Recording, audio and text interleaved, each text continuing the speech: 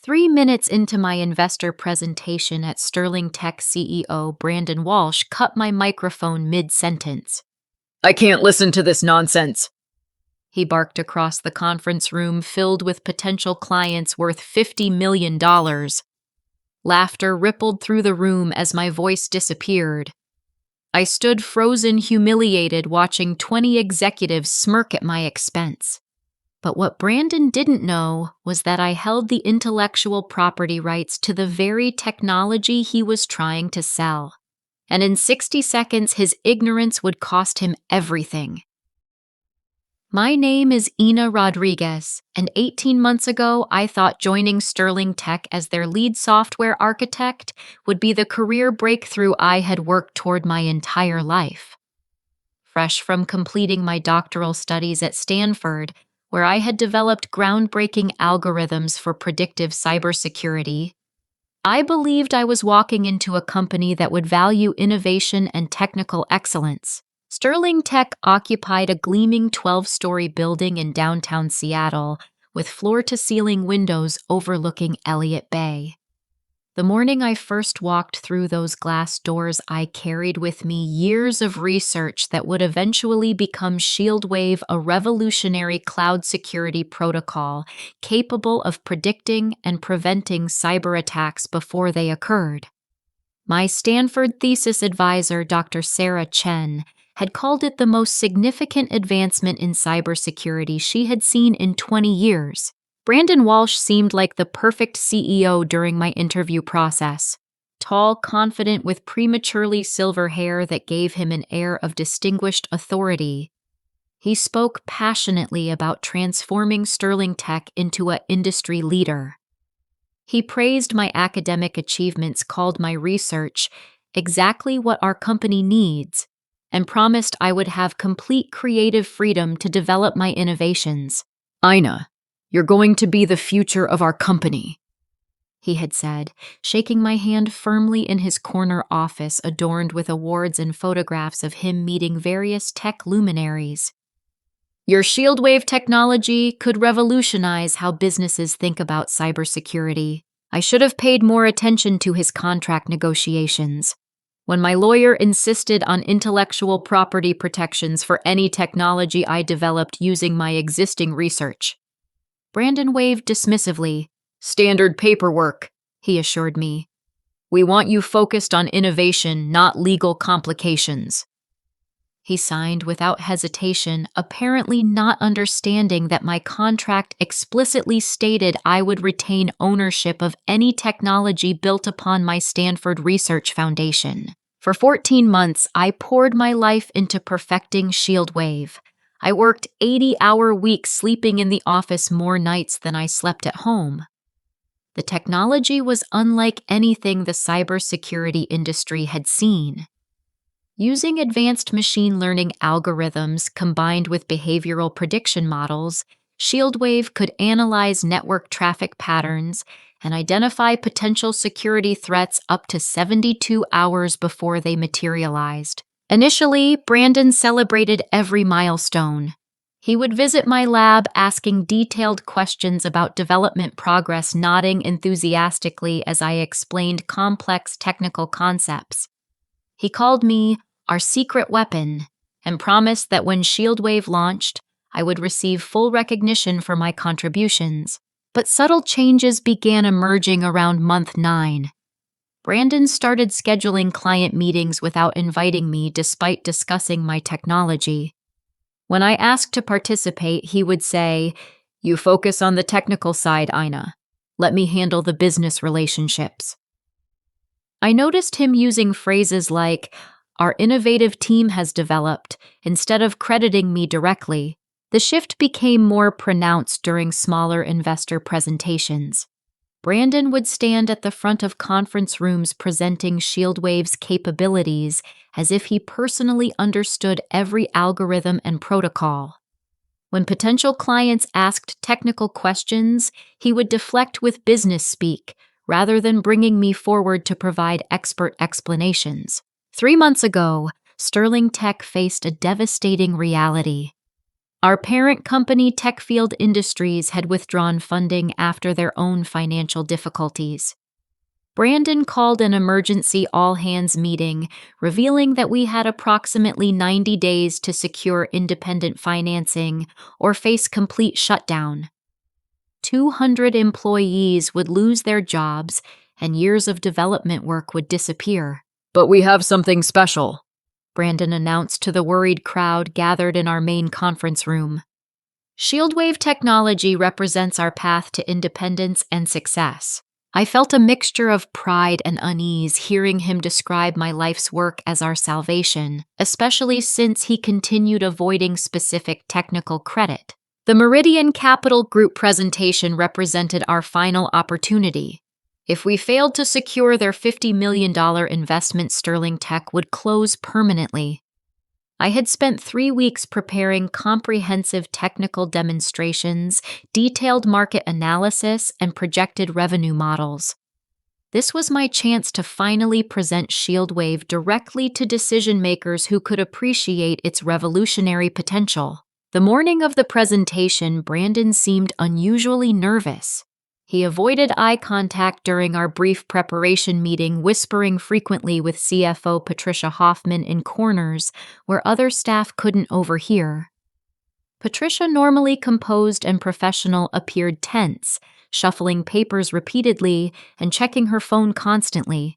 Remember Ina, Brandon said as we prepared to enter the main conference room. Keep the technical explanations accessible. These investors care about profit potential, not algorithms. I nodded, feeling confident despite his patronizing tone. I had practiced balancing technical depth with business relevance. Shieldwave's capabilities spoke for themselves, and I was ready to demonstrate why this technology would transform cybersecurity markets. The Sterling Tech conference room had been prepared meticulously for our presentation. 23 executives from Meridian Capital filled leather chairs around our polished mahogany table. Sophisticated projection equipment displayed my carefully crafted slides showing Shieldwave's technical architecture and market positioning. I began confidently explaining how traditional cybersecurity systems react to threats after they penetrate network defenses. Shieldwave fundamentally changes this paradigm, I said, clicking to a slide showing predictive algorithms in action. Our technology identifies attack patterns before hackers complete their infiltration attempts. The Meridian executives leaned forward, clearly engaged. Lead investor Robert Blackstone asked intelligent questions about scalability and implementation timelines. I felt energized, finally able to discuss my work with people who understood its significance. That's when Brandon suddenly stood up. I can't listen to this nonsense, he barked, his voice cutting through my explanation of encryption protocols. He reached across the table and switched off my wireless microphone. This technical gibberish isn't what our investors need to hear. The room fell silent except for a few uncomfortable chuckles from executives unsure how to react. I stood there, mouth slightly open, my presentation frozen on the screen behind me. 23 pairs of eyes stared at me with mixtures of confusion, embarrassment, and pity. Brandon, I said quietly, my voice barely audible without amplification. The investors specifically requested technical details. They requested business projections, he snapped back, not computer science lectures. More laughter rippled through the room, though I noticed several Meridian executives shifting uncomfortably in their chairs. The humiliation burned through my chest like acid. Months of preparation, years of innovation reduced to nonsense in front of the people who could fund our future. I closed my laptop with deliberate calmness, maintaining whatever dignity remained available. As I stepped away from the presentation screen, I noticed something that made my heart skip. In the back corner of the conference room, partially hidden behind other executives, sat a familiar face, Dr. Sarah Chen, my former Stanford advisor and intellectual property law expert, was now working as legal counsel for Meridian Capital Group. Her eyes met mine across the room, and I saw something that Brandon couldn't possibly understand. She knew exactly who had created shieldwave technology, and she looked absolutely furious. Dr. Chen rose from her chair with the quiet authority I remembered from countless Stanford faculty meetings. Her silver-streaked black hair was pulled into a professional bun, and she wore a navy blue suit that commanded immediate respect. Every eye in the room turned toward her as she cleared her throat. "Excuse me, Mr. Walsh," she said, her voice carrying across the conference room with crystal clarity. "But where exactly is Ms. Rodriguez's voice in this presentation?" Brandon's confident smirk faltered slightly. "I'm sorry, who are you?" "Dr. Sarah Chen, Legal Counsel for Meridian Capital Group. I specialize in intellectual property law, and I've done extensive due diligence on Sterling Tech's claimed assets." She opened a leather portfolio and removed a thick folder. "I'm particularly interested in this shieldwave technology you're presenting." Patricia Hoffman shifted nervously in her seat, recognizing the legal implications beginning to emerge.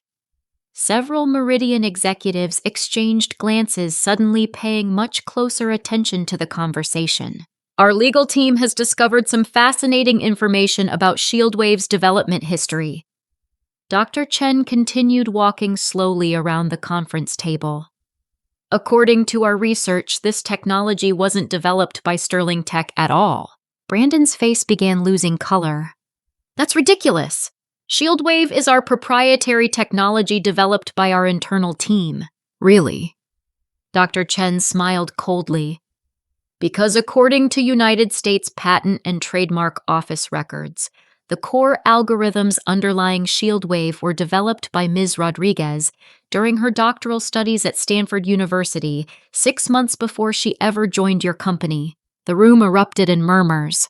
Robert Blackstone leaned forward, his expression shifting from confusion to serious concern. "Are you suggesting there are intellectual property complications with this technology?" Dr. Chen opened her folder and began distributing documents around the table. "These are copies of Ina's original patent applications filed 18 months ago. USPTO documentation clearly shows her as the sole inventor of the predictive algorithms encryption protocols and behavioral analysis systems that form Shieldwave's foundation." I felt my legs trembling as the full implications became clear. During my final semester at Stanford, Dr. Chen had insisted I file provisional patents on my research, explaining that intellectual property protection was crucial for any commercial applications. I had followed her advice, never imagining how important those decisions would become. "Furthermore," Dr. Chen continued, "Meridian Capital has reviewed Ms. Rodriguez's employment contract with Sterling Tech. The agreement explicitly states that she retains ownership rights to any technology developed using her existing research and algorithms." Brandon grabbed the contract copy from Patricia's hands, his eyes scanning desperately for contradictory language. His face went completely pale as he realized the truth. In his eagerness to hire me, he had signed away rights to technology worth potentially hundreds of millions of dollars. "This is a technicality," he stammered. "Ina developed Shieldwave using Sterling Tech resources during company time with our equipment." "Actually, Mr. Walsh, that's incorrect." Dr. Chen produced another set of documents. "These are email records between Ina and myself during her development process. She specifically consulted with me about maintaining intellectual property independence while working for Sterling Tech. Every critical innovation was completed using her personal equipment during non-working hours and built entirely upon her Stanford Research Foundation." Robert Blackstone stood abruptly, his expression thunderous. "Mr. Walsh, are you telling us that Sterling Tech has been presenting intellectual property it doesn't own to potential investors?" "We employ Ina," Brandon said desperately. "Her work belongs to the company."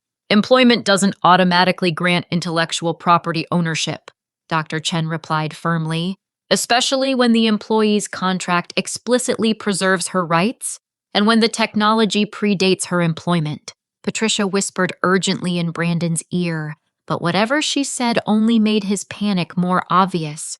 Other Sterling Tech employees in the room looked shocked, clearly learning about these complications for the first time.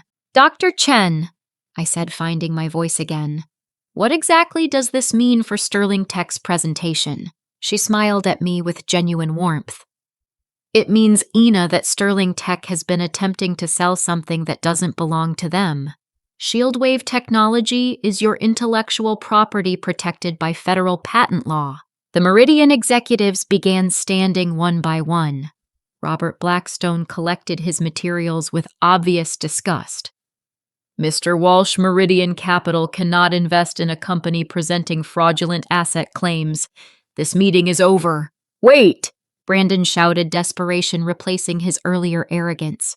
We can resolve these technical issues. The technology works regardless of paperwork complications. Paperwork complications. Dr. Chen's voice rose. Mr. Walsh, intellectual property theft is a federal crime. Securities fraud involving misrepresented assets to investors carries serious criminal penalties. As if summoned by her words, more people began entering the conference room. I recognized Amanda Foster, CEO of CyberGuard Solutions, Sterling Tech's biggest competitor. She was accompanied by two other executives I didn't recognize, all carrying legal portfolios. Ms. Foster. Brandon said weakly, "This is a private investor meeting." Actually, Mr. Walsh, Amanda replied with professional coolness. We're here to discuss acquisition opportunities, not with Sterling Tech, but specifically with Ms. Rodriguez and her Shieldwave technology. The room fell completely silent. Amanda Foster had built CyberGuard Solutions into one of America's most successful cybersecurity companies. Her presence meant Shieldwave's value was recognized industry-wide and that multiple companies were competing for access to my innovations. Dr. Chen walked over to me, placing a protective hand on my shoulder. Ina, as your legal counsel, I need to inform you that you have several options available. You own valuable intellectual property that multiple companies desperately want to license or acquire. Brandon looked around the room, wildly watching his company's future disintegrating. The Meridian investors were already heading toward the door. CyberGuard executives were requesting private meetings with me. His attempt to silence me had instead amplified my voice beyond anything I could have imagined. This is impossible, he whispered, sinking into his chair. Sterling Tech can't survive without Shieldwave.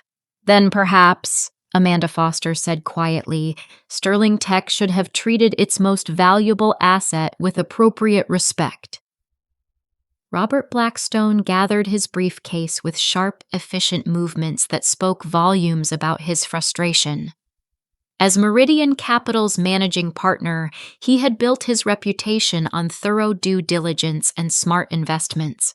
Being presented with stolen intellectual property represented exactly the kind of scandal that could destroy investor confidence. Ladies and gentlemen, he announced to his team, we're leaving immediately. Legal will handle any necessary follow-up communications. The other Meridian executives rose in unison, their expensive suits rustling as they collected documents and electronic devices. The synchronized departure looked like a choreographed rejection of everything Sterling Tech represented. Mr. Blackstone, please, Brandon pleaded, standing so quickly his chair rolled backward into the wall. We can resolve this misunderstanding. Shieldwave technology is revolutionary regardless of ownership technicalities. Ownership technicalities. Blackstone turned toward Brandon with ice-cold precision. Mr. Walsh, you just attempted to defraud sophisticated investors by misrepresenting your company's assets. Meridian Capital invests in legitimate businesses, not operations built on intellectual property theft. Patricia Hoffman frantically shuffled through legal documents, searching for any clause that might save Sterling Tech's position. Her normally perfect makeup showed stress lines, and her hands trembled slightly as she speed-read contract language. There must be something, she whispered to Brandon. Some development clause, some work for hire provision. Dr. Chen overheard and shook her head firmly. Ms. Hoffman, I personally reviewed Ina's employment contract before she signed it. The intellectual property protections are ironclad and clearly stated. Sterling Tech has no legal claim to Shieldwave technology. As the Meridian executives filed toward the conference room exit, other Sterling Tech employees began understanding the full scope of what was happening. Marketing Director James Wright looked stunned, realizing that months of promotional materials and client presentations had been based on assets the company didn't own. Jesus, he muttered to himself. Every marketing campaign we've run features stolen intellectual property. Lisa Park, head of development, approached me with obvious concern. Ina, I had no idea about the patent situation. I've always known Shieldwave was beyond Sterling Tech's normal capabilities, but I never questioned where it came from. Her admission revealed something I had suspected, but never confirmed. Other employees recognized that my technology was significantly more advanced than anything Sterling Tech had previously produced. They had simply assumed Brandon understood the legal implications of incorporating my innovations. Amanda Foster watched the Meridian exodus with professional interest, clearly calculating how Sterling Tech's collapse would benefit CyberGuard's market position. Her presence meant word about today's disaster would spread throughout the cybersecurity industry within hours. Ms. Rodriguez, she said, approaching me with respectful directness. CyberGuard would be honored to discuss potential partnerships regarding your Shieldwave technology. We recognize innovation when we see it, and we believe in properly compensating brilliant developers. The contrast between her respectful tone and Brandon's earlier dismissive attitude was stark. Amanda Foster treated me like a valuable professional, while Brandon had silenced me like an inconvenient subordinate. We've actually been monitoring Sterling Tech's claims about Shieldwave for several months, Amanda continued. Our legal team discovered the patent ownership discrepancy 3 weeks ago. We were hoping to approach you directly, but today's events have accelerated our timeline. Brandon's face went completely white. You've been investigating us. Mr. Walsh, when a competitor suddenly claims revolutionary technology that exceeds their historical capabilities, smart companies investigate the source. We discovered that Shieldwave's true innovator was being systematically denied credit for her own work. The revelation hit like a physical blow. Not only had Brandon stolen my intellectual property, but his theft was so obvious that competing companies had noticed and investigated. His attempts to take credit for my innovations had been transparent to industry professionals. Dr. Chen opened another folder and removed additional documents. Actually, Amanda, there's something else you should know. Meridian Capital wasn't just considering an investment in Sterling Tech. We were specifically planning to license Shieldwave technology directly from Ina, completely bypassing Sterling Tech. The silence that followed was deafening. Brandon realized he had been unknowingly presenting my stolen intellectual property to the very people who planned to purchase it legitimately from me. His ignorant arrogance had sabotaged negotiations that were already moving forward without his company's involvement. That's impossible, Brandon whispered. Mr. Walsh, Robert Blackstone said from the doorway. Meridian Capital performs comprehensive background checks on all significant technologies we consider licensing. We knew exactly who owned Shieldwave before we ever agreed to this meeting. We were hoping to see how Sterling Tech would present assets they don't legally possess. The full scope of Brandon's humiliation became clear. This entire presentation had been a test, and he had failed spectacularly by attempting to defraud sophisticated investors who already knew the truth. Other Sterling Tech employees began approaching me with mixtures of support and concern. They realized their company's survival depended entirely on my decisions about Shieldwave licensing, and that their CEO had just destroyed their best chance for continued employment. Ina, Lisa Park said quietly, whatever happens next, I want you to know that everyone in development respects your work. We've always known you were the real innovator behind our recent successes." James Wright nodded agreement. "The marketing team can pivot our messaging to accurately reflect your contributions if you decide to stay with Sterling Tech under new management." Their support felt validating after months of watching Brandon claim credit for my innovations. But it also highlighted how completely Sterling Tech's future now rested in my hands. As the last Meridian executive left the conference room, Brandon slumped into his chair with the defeated posture of someone whose world had just collapsed. Patricia continued frantically reviewing legal documents, but her increasingly desperate expressions suggested she wasn't finding any solutions. That's when we heard sirens approaching the Sterling Tech building. Through the conference room's floor-to-ceiling windows, I could see 3 black SUVs pulling into our parking garage. Federal agents wearing FBI windbreakers emerged from the vehicles, and they were heading directly for our elevator bank. "Oh my God," Patricia whispered, her face going pale. "Brandon, what did you do?" Dr. Chen smiled grimly. "Intellectual property theft involving interstate commerce and securities fraud are federal crimes. When you misrepresent stolen assets to potential investors, you trigger multiple federal statutes."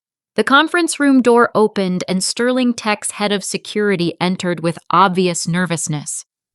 "Mr. Walsh, there are FBI agents in the lobby requesting to speak with you immediately. They have warrants." Brandon's corporate empire was collapsing in real time, and his attempt to silence me had triggered a federal investigation that would destroy everything he had built. FBI agent Sarah Mitchell entered the conference room with the calm professionalism of someone who had handled hundreds of white-collar crime investigations. She wore a dark blue suit with a clearly visible badge, and her presence immediately shifted the room's entire dynamic. 3 additional agents flanked her, carrying boxes of evidence collection materials. "Mr. Walsh," Agent Mitchell said, consulting a tablet computer, "I'm FBI Agent Sarah Mitchell, Economic Crimes Unit. We have warrants to investigate potential federal violations, including securities fraud, intellectual property theft, and wire fraud related to Sterling Tech's business operations." Brandon's hands trembled as he accepted the legal documents. Patricia moved closer to read over his shoulder, her face growing paler with each paragraph of federal allegations. "I don't understand," Brandon stammered. "This is a civil intellectual property dispute, not a criminal matter. Actually, Mr. Walsh, when you knowingly misrepresent stolen intellectual property to interstate investors, you commit federal securities fraud. When you use electronic communications to further that fraud, you add wire fraud charges. The FBI takes these crimes very seriously." Agent Mitchell turned toward me with a completely different tone. "Ms. Rodriguez, we understand you're the legitimate owner of the Shieldwave technology that Sterling Tech has been misrepresenting to investors. We'd like to interview you as both a victim and a key witness in our investigation." The word victim hit me powerfully. For months, I had internalized Brandon's dismissive treatment, wondering if I was being oversensitive about credit and recognition. Having federal agents identify me as a crime victim validated every concern I had suppressed. "We've been investigating Sterling Tech for 6 weeks," Agent Mitchell continued, after receiving reports from multiple sources about potential intellectual property fraud. "Your case appears to be part of a larger pattern of corporate misconduct." Dr. Chen stepped forward, presenting her business card. "Agent Mitchell, I'm legal counsel for Ms. Rodriguez. I can provide extensive documentation supporting her ownership of all Shieldwave technology, including original patent filings and development timelines." Dr. Chen, excellent. "We've actually reviewed some of your correspondence with Ms. Rodriguez during our preliminary investigation. Your documentation will be crucial for establishing the scope of intellectual property theft." The agents began setting up interview stations throughout the conference room, clearly prepared for a lengthy investigation. I noticed that other Sterling Tech employees looked terrified, suddenly realizing their company was the subject of a federal criminal probe. Amanda Foster watched the proceedings with obvious satisfaction. Ms. Rodriguez, I hope you understand that CyberGuard Solutions has absolutely no involvement in Sterling Tech's misconduct. Our interest in your technology is completely legitimate, and we're prepared to offer terms that properly recognize your innovations. Her timing was perfect. While Brandon faced federal agents, I was receiving competing offers from respected companies that wanted to license my technology legitimately. Amanda, I appreciate CyberGuard's interest, I replied, but I need to understand my legal situation before making any business decisions. Agent Mitchell nodded approvingly. Ms. Rodriguez, that's wise. We'll need to conduct thorough interviews about Sterling Tech's misuse of your intellectual property, but your ownership rights are clearly protected by federal law. Brandon's lawyer, David Goldman, arrived within 20 minutes, immediately advising his client to invoke his Fifth Amendment right against self-incrimination. The sight of Brandon refusing to answer questions while federal agents documented potential crimes was surreal. Mr. Walsh, Agent Mitchell said, we have substantial evidence of your company presenting stolen intellectual property to investors. Email communications, presentation materials, and witness statements all support federal charges. Your cooperation could influence prosecution decisions. David Goldman shook his head firmly. My client will not be making any statements without extensive legal preparation.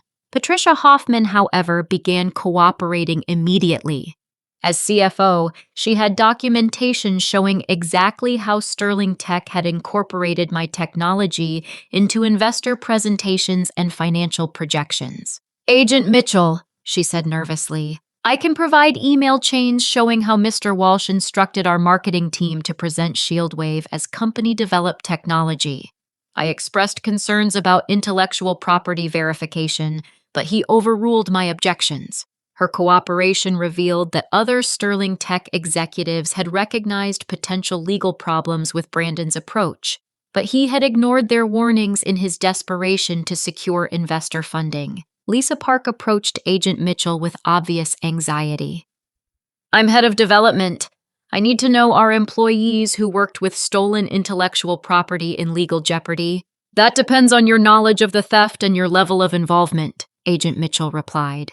Employees who unknowingly worked with misappropriated technology generally aren't criminally liable, but those who knowingly participated in fraud face potential charges. The distinction was crucial. Most Sterling Tech employees had simply assumed Brandon understood the legal implications of incorporating my innovations. But Patricia's emails suggested that some management-level staff had expressed concerns about intellectual property ownership. James Wright looked relieved. Agent Mitchell, I can provide documentation showing that our marketing materials were based on information provided by Mr. Walsh. We never independently verified intellectual property ownership because we trusted executive leadership. Dr. Chen reviewed legal documents while the FBI conducted preliminary interviews. Ina, this federal investigation actually strengthens your position significantly. The FBI's involvement confirms that your intellectual property rights have been violated on a criminal level. Amanda Foster continued discussing potential partnership terms, treating me with the professional respect I had never received from Sterling Tech leadership. Ms. Rodriguez CyberGuard is prepared to offer you a Chief Technology Officer position, full equity participation, and complete credit for your ShieldWave innovations. The contrast was stunning. While Brandon faced potential federal prosecution for stealing my work, competing companies were offering leadership positions and proper recognition. Agent Mitchell called me for a private interview in an adjacent conference room. Ms. Rodriguez, we need to understand the complete timeline of intellectual property theft. When did you first realize Sterling Tech was misrepresenting your technology ownership? I recounted months of gradual credit erosion from Brandon's early praise to his systematic exclusion from investor presentations.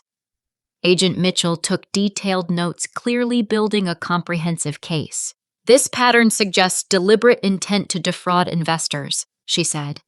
Mr. Walsh knew you owned the technology, but chose to misrepresent ownership for financial gain. The federal validation felt empowering.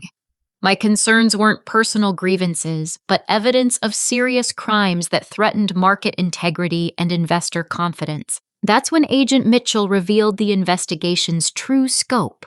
Ms. Rodriguez, we have reason to believe Sterling Tech's intellectual property theft extends beyond your case. We're investigating similar patterns at 3 other companies where Mr. Walsh has held executive positions. You may not be his only victim. The revelation was staggering. Brandon hadn't just stolen my work in a moment of desperation, but had apparently built his entire career on systematically appropriating other people's innovations. We need your courage in testifying to help us stop this pattern of corporate crime, Agent Mitchell said. Your willingness to stand up for your rights could protect other innovators from similar theft. Standing up for my rights had evolved into something much larger, helping dismantle a criminal enterprise that threatened the integrity of American technological innovation. Harold Winters arrived at Sterling Tech within 2 hours of the FBI raid, his silver Mercedes pulling into the executive parking space with urgent efficiency. As chairman of Sterling Tech's board of directors, he commanded immediate respect from both employees and federal agents. His navy pinstripe suit and distinguished bearing contrasted sharply with Brandon's disheveled appearance. "Agent Mitchell," he said, presenting his business card with practiced professionalism. "I'm Harold Winters, board chairman. I understand there are serious allegations against our CEO, and I want to ensure full cooperation with your investigation." Harold's presence shifted the power dynamic completely. While Brandon had been treating this as a personal crisis, the board chairman was approaching it as a corporate governance emergency, requiring immediate action. "Mr. Winters, we're investigating potential securities fraud and intellectual property theft," Agent Mitchell replied. "The board's cooperation will be essential for understanding Sterling Tech's corporate decision-making processes. Agent Mitchell, I need you to understand something important." Harold opened his briefcase and removed a thick folder. "The board has been conducting our own investigation into Mr. Walsh's leadership for the past 4 months. We've documented multiple instances of concerning behavior regarding intellectual property attribution." The admission hit the conference room like a thunderclap. Sterling Tech's own board had been secretly investigating Brandon's misconduct completely independent of the FBI probe. "We received employee complaints about Mr. Walsh systematically claiming credit for innovations developed by technical staff," Harold continued. "Our internal investigation found a disturbing pattern of intellectual property misappropriation." He handed Agent Mitchell a comprehensive dossier containing emails, employee testimonies, and technical documentation showing Brandon's credit theft patterns. "Ms. Rodriguez," Harold said, turning toward me with obvious respect, "the board owes you a formal apology.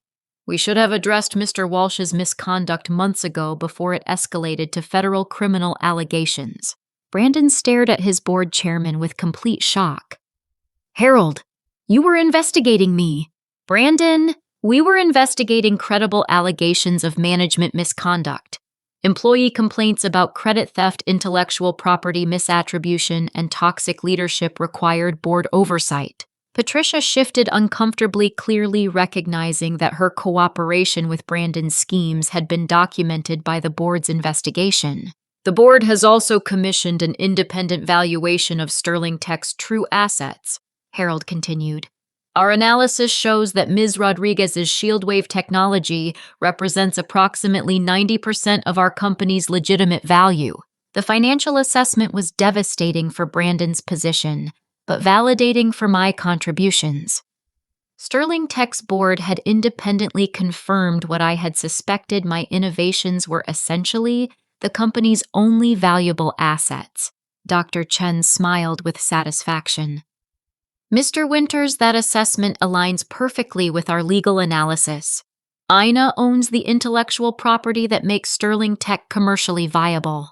Exactly, Harold replied, which is why the board is prepared to take immediate action to protect both Ms. Rodriguez's interests and our company's remaining integrity. He opened another folder containing corporate resolutions that had clearly been prepared in advance. Effective immediately, the board is removing Brandon Walsh from his position as Chief Executive Officer, citing breach of fiduciary duty and potential criminal misconduct. Ms. Rodriguez, we're offering you the permanent CEO position with full authority to restructure Sterling Tech according to your vision. The offer was stunning. Within 6 hours, I had gone from silenced employee to CEO of the company that had stolen my intellectual property. Brandon looked completely defeated. You can't do this, Harold. I built this company. Brandon, you've destroyed this company through systematic intellectual property theft and securities fraud. The board has a fiduciary responsibility to protect shareholder value and corporate integrity. Lisa Park and James Wright exchanged hopeful glances, realizing that Sterling Tech might survive under new leadership that properly credited employee contributions. Ms. Rodriguez, Harold continued, the board recognizes that Sterling Tech's future depends entirely on your willingness to continue developing shieldwave technology under our corporate umbrella.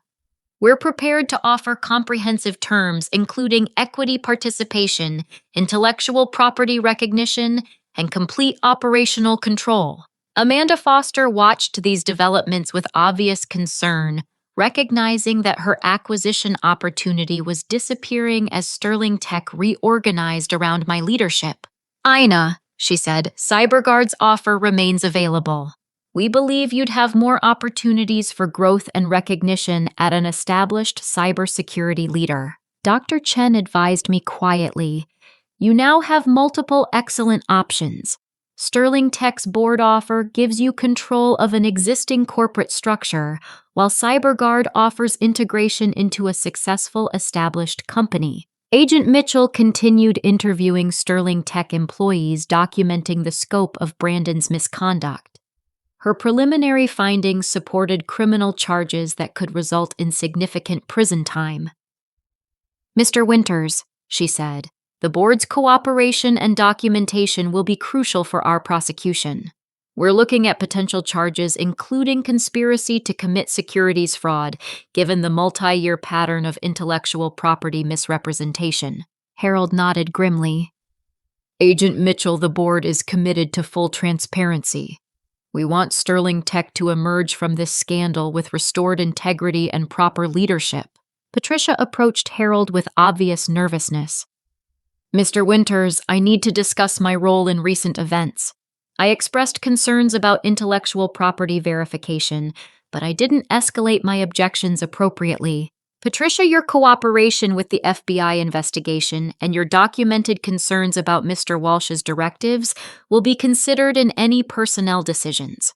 The board recognizes that employees face difficult situations when executive leadership demanded questionable actions. Her relief was visible. Unlike Brandon, who had orchestrated the intellectual property theft, Patricia appeared to have been following orders while harboring documented concerns about their legality. The Sterling Tech employees who had supported my work throughout Brandon's misconduct began approaching Harold with their own testimonies. Mr. Winters, Lisa Park said, the development team has always recognized Ina as our true technical leader. Mr. Walsh's interference actually hindered our productivity and innovation. James Wright agreed. Our marketing efforts suffered because we couldn't accurately represent our technical capabilities. Ina's direct involvement would dramatically improve our market positioning. Their support demonstrated that Sterling Tech's operational staff had been waiting for leadership that properly recognized and utilized my technical expertise. Harold reviewed the various offers I was considering, clearly understanding that his company's survival depended on my decision. Ms. Rodriguez, Sterling Tech's board believes you represent our best opportunity for rebuilding corporate integrity and market success. We're prepared to structure terms that give you complete control over technology development and corporate strategy.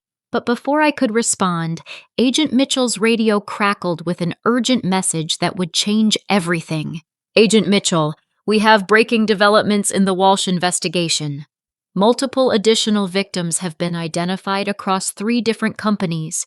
We need immediate expansion of the criminal probe. Brandon's intellectual property theft wasn't limited to my case. He had apparently built his entire career on systematically stealing innovations from technical employees across multiple companies, and the federal investigation was expanding to cover years of criminal misconduct. Agent Mitchell's radio message brought the conference room to complete silence. She stepped away to take a secure call, speaking in hushed tones that suggested major developments in the federal investigation. When she returned, her expression was grimmer than before. Ladies and gentlemen, I need to inform you that this investigation has expanded significantly. We've identified potential additional victims of intellectual property theft across 3 companies where Mr. Walsh previously held executive positions. Brandon's face went completely white. His lawyer, David Goldman, immediately moved closer, recognizing that federal charges were becoming inevitable. At TechFlow Industries, Mr. Walsh allegedly appropriated machine learning algorithms developed by senior programmer Jennifer Martinez. At DataBridge Solutions, he claimed credit for blockchain protocols created by systems architect Michael Thompson. The pattern appears consistent across multiple companies and several years. The scope of Brandon's criminal enterprise was staggering.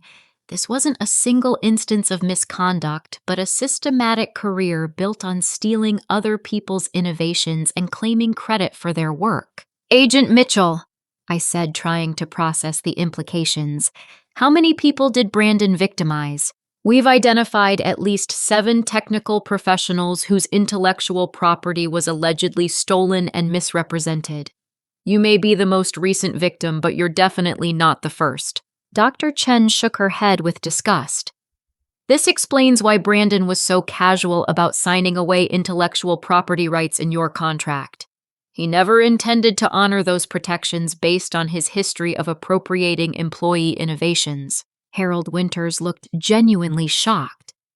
Sterling Tech's board had investigated Brandon's recent misconduct, but they hadn't realized his criminal pattern extended across multiple companies and years of systematic theft. Agent Mitchell, this changes everything, Harold said. If Mr. Walsh has been committing intellectual property fraud throughout his career, Sterling Tech's liability exposure could be enormous. Mr. Winters, we're still assessing the full scope, but preliminary evidence suggests potential RICO violations. When intellectual property theft becomes a systematic enterprise affecting interstate commerce, federal prosecutors can apply organized crime statutes. RICO charges meant Brandon could face up to 20 years in federal prison. His attempt to silence me in an investor meeting had triggered an investigation that would destroy his freedom and career permanently. Other law enforcement agencies began arriving at Sterling Tech. State commercial crimes investigators, Securities and Exchange Commission enforcement officers, and additional FBI agents filled the building's lobby. Ms. Rodriguez, Agent Mitchell said, your willingness to stand up for your intellectual property rights has helped us identify a major corporate crime operation. Without your courage, Brandon Walsh might have continued victimizing technical professionals for years. The validation was profound. My decision to assert my rights wasn't just protecting my own interests, but potentially saving countless other innovators from similar theft. Patricia Hoffman approached Agent Mitchell with additional documentation. I've found email chains showing how Mr. Walsh instructed our legal team to research intellectual property transfer mechanisms. He was specifically looking for ways to claim ownership of employee innovations retroactively. Her cooperation revealed premeditation in Brandon's schemes. He hadn't just opportunistically stolen my work, but had researched methods for systematically appropriating employee intellectual property. Amanda Foster continued monitoring developments, clearly calculating how Sterling Tech's collapse would affect cybersecurity industry dynamics. Ina, she said, given these federal criminal developments, CyberGuard's acquisition offer becomes even more attractive. You could avoid the legal complications of rebuilding Sterling Tech under new management. Dr. Chen reviewed the expanding investigation's implications for my options. Actually, Ina, the federal investigation strengthens your position with all potential partners. The FBI's involvement confirms your legitimate ownership of valuable intellectual property. Lisa Park and James Wright watched the federal agents with obvious concern about their company's future, but also relief that Brandon's misconduct was being thoroughly investigated. Agent Mitchell, Lisa said, what happens to Sterling Tech employees during this investigation? That depends on each individual's level of involvement in the criminal enterprise. Employees who unknowingly worked with misappropriated intellectual property generally aren't criminally liable, but those who knowingly participated in fraud could face charges. James Wright looked relieved. We were following executive directives without understanding the intellectual property implications.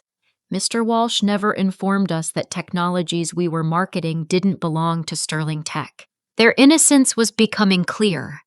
Brandon had systematically deceived his own employees about the legal basis for the company's claimed innovations. Agent Mitchell's phone rang again, and her conversation suggested even more dramatic developments. Agent Mitchell, said the voice on speakerphone loud enough for us to hear, we've executed search warrants at TechFlow Industries and DataBridge Solutions.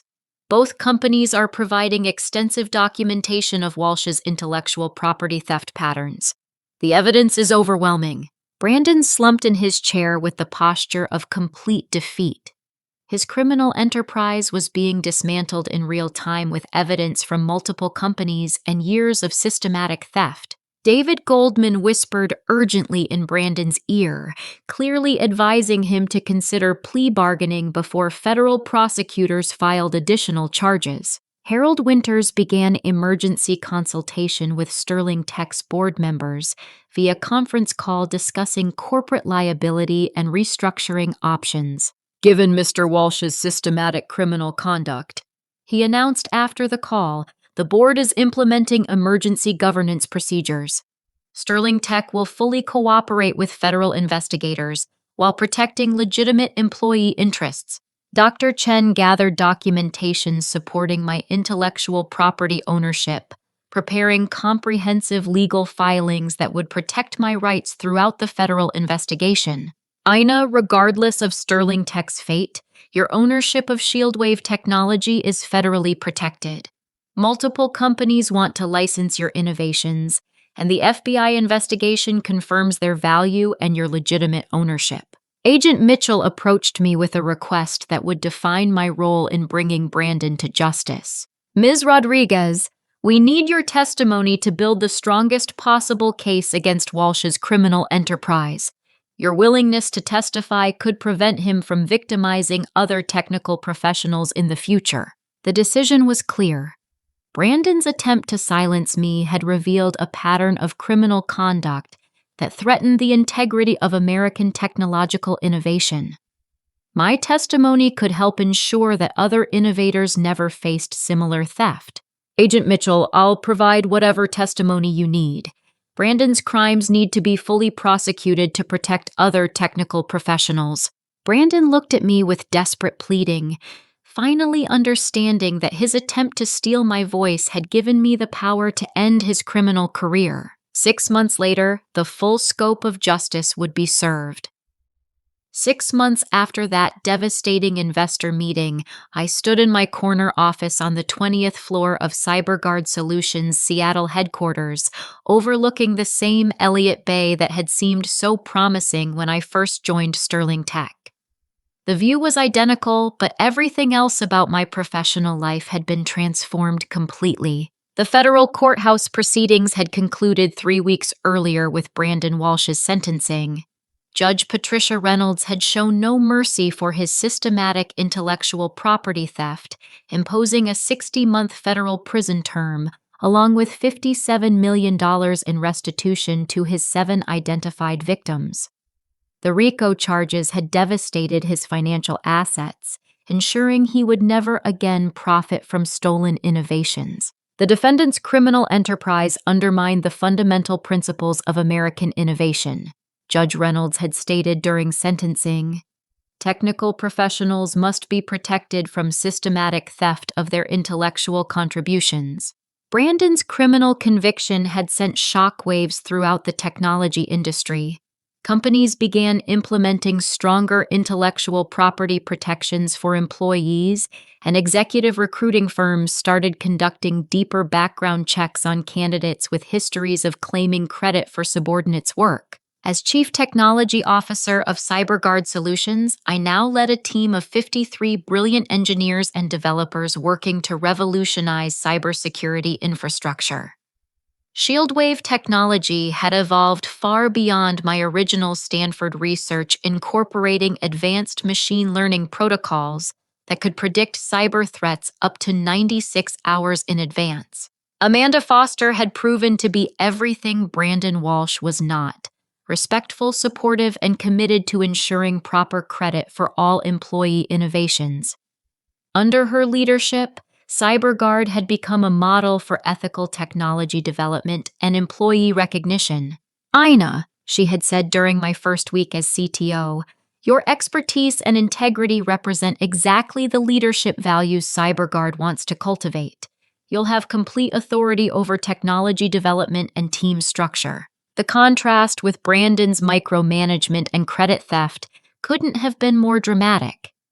Amanda's approach empowered innovation while protecting intellectual property rights for all employees. Shieldwave's commercial launch had exceeded every projection. Major corporations across America were implementing our predictive cybersecurity protocols, generating over $200 million in first-year revenue. The technology that Brandon had dismissed as nonsense was now protecting critical infrastructure for banks, hospitals, and government agencies. Dr. Sarah Chen continued serving as my legal counsel, but our relationship had evolved into a broader partnership focused on protecting intellectual property rights for other technical professionals. Together, we had established the Innovation Protection Foundation, providing legal resources for developers and engineers facing intellectual property theft. Brandon's prosecution was just the beginning, Dr. Chen had explained during our foundation's launch event. Too many brilliant innovators face credit theft and intellectual property appropriation. We're going to change that pattern permanently. The foundation had already helped 12 technical professionals recover stolen intellectual property and secure proper recognition for their innovations. Brandon's criminal conviction had created legal precedents that strengthened federal prosecution of IP theft cases. Lisa Park and James Wright had both joined CyberGuard's team, bringing their expertise and institutional knowledge to our expanding operations. Their loyalty during Sterling Tech's collapse had demonstrated the kind of professional integrity that CyberGuard valued. "Working under your leadership feels completely different," Lisa had told me during her first month at CyberGuard. "You give credit where it's deserved and encourage innovation rather than stifling it."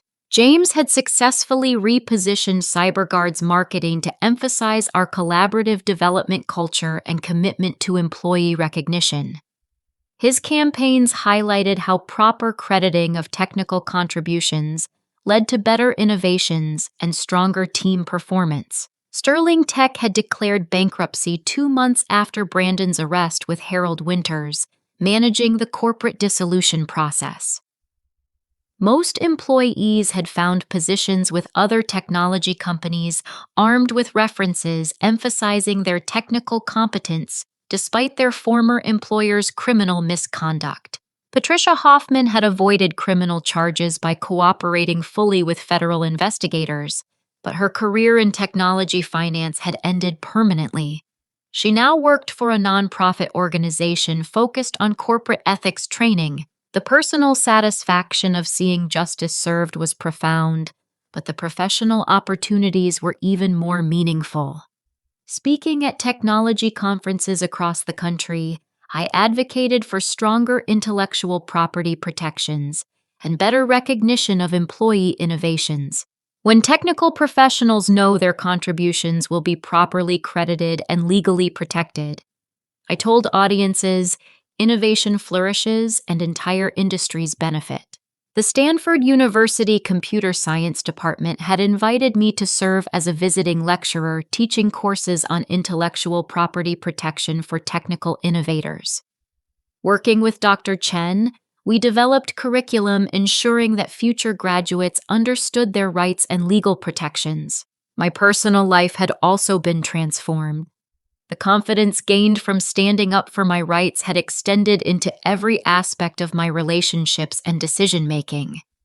I had learned that speaking truth to power wasn't just professionally necessary, but personally empowering. The Innovation Protection Foundation's offices occupied the entire 15th floor of CyberGuard's building, providing legal resources, consulting services, and advocacy for technical professionals nationwide. We had successfully lobbied for stronger federal intellectual property protections and corporate accountability measures. 3 months ago, I had received a handwritten letter from Jennifer Martinez, the machine learning expert whose algorithms Brandon had stolen at TechFlow Industries. She had used our foundation's resources to recover her intellectual property and launch her own successful consulting firm. Your courage in standing up to Brandon Walsh inspired me to fight for my own rights, she wrote. Without your example, I would never have had the confidence to pursue justice. Her letter represented everything our foundation hoped to achieve, empowering technical professionals to protect their innovations and demand proper recognition for their contributions. The technology industry had responded positively to CyberGuard's ethical leadership model. Our stock price had increased by 240% since ShieldWave's launch, demonstrating that proper treatment of intellectual property and employee recognition created sustainable business value.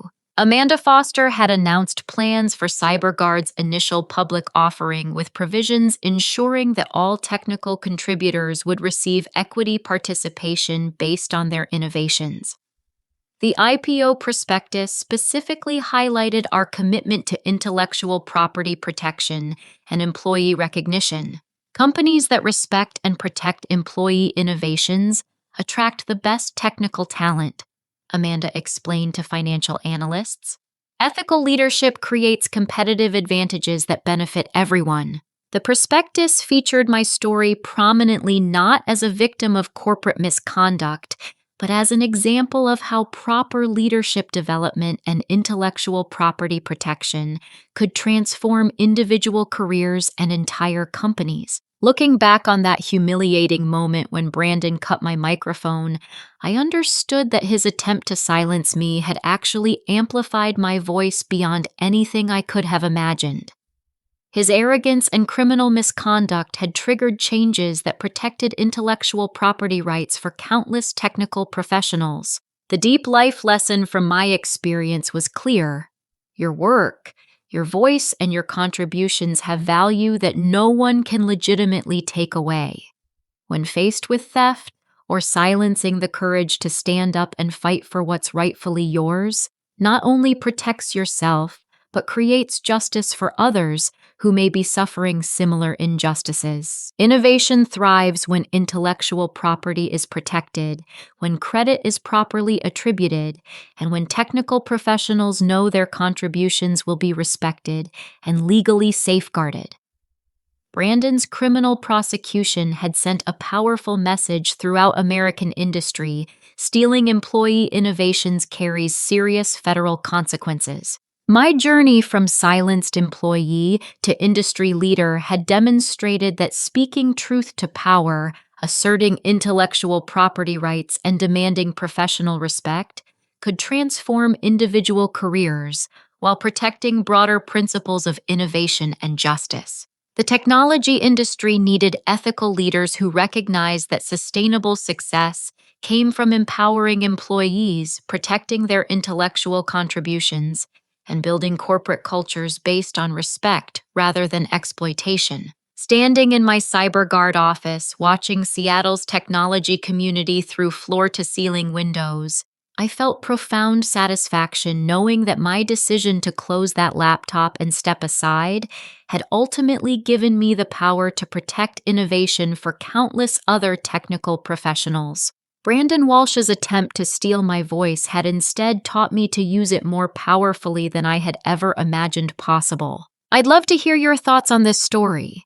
Have you ever faced a situation where someone tried to take credit for your work or silence your contributions?